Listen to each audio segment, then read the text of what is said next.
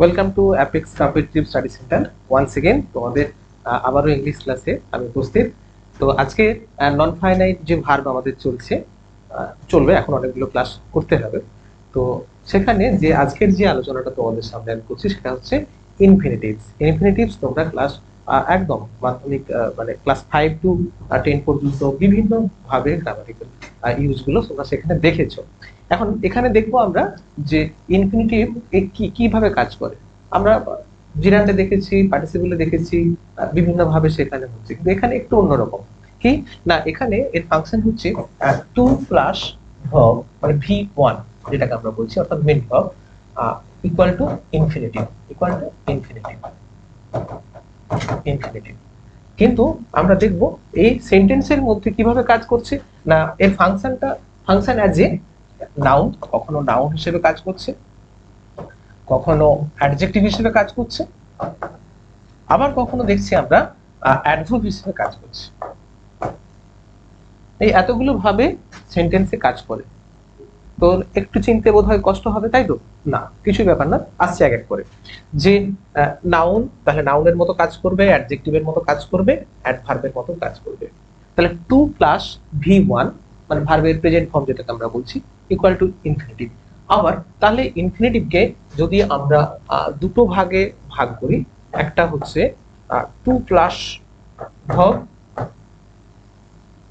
আর 2 নম্বর হচ্ছে without to, without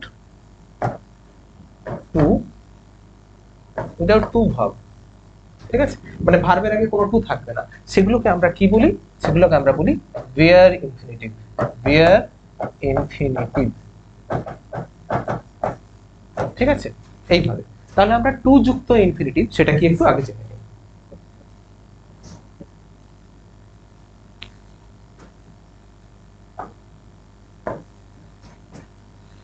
তাহলে to plus verb, to plus ভার্বের হচ্ছে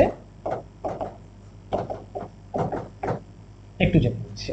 যেমন আমরা বলি প্লে মানে খেলা, আমরা জানি ভার্ব, কিন্তু টু প্লে কেমন হবে আমরা আসছি। কখনো সাবজেক্ট হিসেবে ব্যবহার হবে, কখনো অবজেক্ট হিসেবে হবে, বিভিন্ন সময় বিভিন্ন নাউন যখন কাজ করবে তখন আসবে। চারটা সেন্টেন্স লিখছি তোমাদের, এক্সাম্পল দিয়ে একটু বোঝাই। যে এক্সাম্পল দিয়ে বললে to err, ERR, to err is human, to err is human. এর মানেটা কি এখানে দেখো, এর বাংলা হচ্ছে মানুষ মাত্রেই ভুল করে, টু আর ইজ হিউম্যান। তাহলে এই টু আর, আর এর সঙ্গে টু যোগ হয়ে এটা সাবজেক্ট হিসেবে ব্যবহৃত হলো, এবং অবভিয়াসলি নাউন, নাউনের মতো কাজ করছে।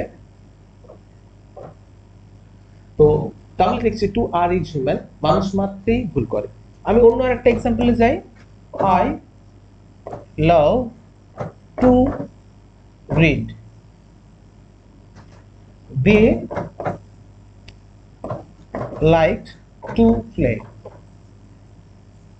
তোমরা জানো রিড ভার্ব, প্লে ভার্ব, কিন্তু তার আগে কে যোগ হয়েছে? তার আগে টু যোগ হয়েছে, তার আগে টু যোগ হয়েছে। তাহলে এটা কি হয়ে গেল? এটা হয়ে গেল ইনফিনিটিভ। দেখো তোমরা একটু ভালো করে খেয়াল করে দেখো, কিন্তু তার আগে দেখো মেন ভার্ব রয়েছে, এখানে লাভ মেন ভার্ব রয়েছে, এমভি রয়েছে লাভ, এখানে লাইক এমভি রয়েছে, মানে মেন ভার্ব রয়েছে।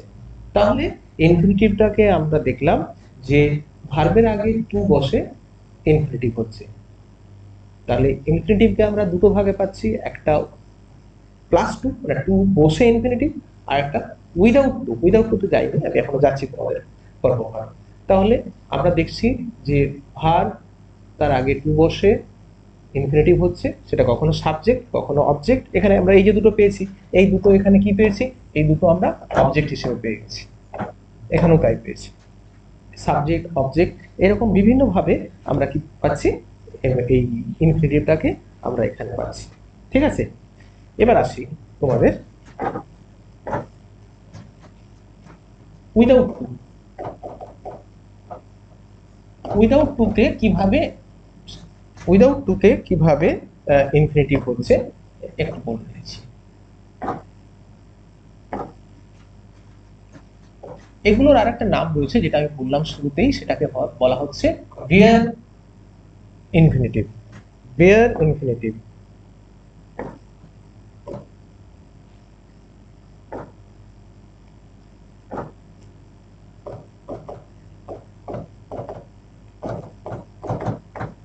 দেয়ার ইনফিনিটিভ।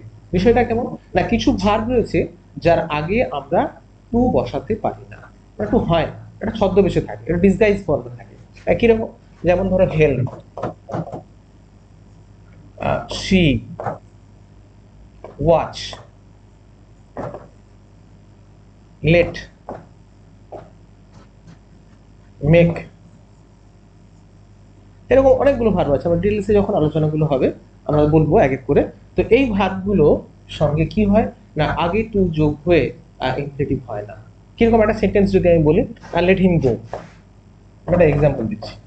বললাম কি যে লেট হিম গো, তাহলে এখানে দেখছি আমরা যে লেট হিম টু গো হওয়া উচিত ছিল, ভার্বের আগে ওকে যেতে দেওয়া হোক, কিন্তু যেহেতু লেট ভার্ব বাক্যটা শুরু করছে এই জন্য আর টু ইনফিনিটিভটা এখানে আমরা দেখতে পাচ্ছি না, টু যোগে যে ইনফিনিটিভ সেটা দেখতে পাচ্ছি না, ডিসগাইজ ফর্মে ছদ্মবেশে লুকিয়ে রয়েছে। তো এইরকম যে সমস্ত এই যে ভার্ব গুলো রয়েছে এখানে, ভার্বের মধ্যে আমরা সেন্টেন্সের মধ্যে দেখলে আমরা দেখব এই টু গুলো সবসময় অদৃশ্য থাকবে, অর্থাৎ ছদ্মবেশে থাকবে, ডিসগাইজ ফর্মে থাকবে। তাই এগুলোকে বলা হয় উইদাউট টু বা বিয়ার ইনফিনিটিভ। তাহলে ইনফিনিটিভের দুটো পার্ট পেলাম, একটা উইথ টু, একটা উইদাউট টু, অর্থাৎ টু যোগ করে ইনফিনিটিভ, আর টু বিহীন অর্থাৎ টু থাকবে না এরকম ইনফিনিটিভ আমরা পেলাম। ঠিক আছে, এবার কিভাবে অ্যাডজেক্টিভের কাজ করছে, কিভাবে অ্যাডভার্বের মতো কাজ করছে, কখনো বা নাউনের মতো কাজ করছে এই ইনফিনিটিভ সেন্টেন্সের মধ্যে, আমরা সেগুলো পরবর্তী ডিটেলসে পরের ক্লাসে নিশ্চয়ই জানবো।